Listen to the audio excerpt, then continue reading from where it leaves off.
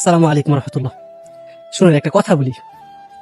আপনি যদি মনে করেন যে শুধুমাত্র কাঁচা ঘাসের মাধ্যমে গরুকে লালন পালন করবেন, তাহলে আমি মনে করি যে আপনি নিতান্ত অজ্ঞতার মধ্যে আছেন। কারণ খড়ের যে বিষয়টা আছে, খড় বা বন বা খেয়ার, যেটা এটার বিকল্প কোনো কিছুই নেই।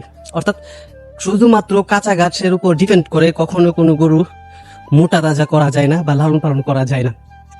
দেখেন, আপনি যদি কাঁচা ঘাসের মাধ্যমে বা কাঁচা ঘাসের পাশাপাশি যদি আপনি গরুকে খেয়ার বা বন যেটাকে আমরা বলি, এটা যদি না খাওয়ান, তাহলে গরুর শরীর ফিট থাকে না আর কি।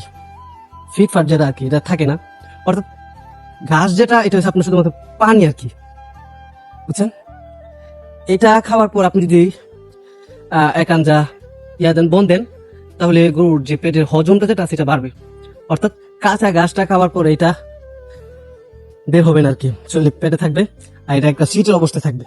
সুতরাং এই জায়গা থেকে শুধুমাত্র কাঁচা ঘাস আর এই যে আমরা পানি যেটাকে খাওয়াই আর কি, দানাদার খাদ্যের ক্ষেত্রে আমরা ব্যবহার করে থাকি পানি, পরে লাউ, যাও যাও পরেছে ফিশমিল, কুড়ো, ভুসি, আর কি এইসব তো খাওয়াবো।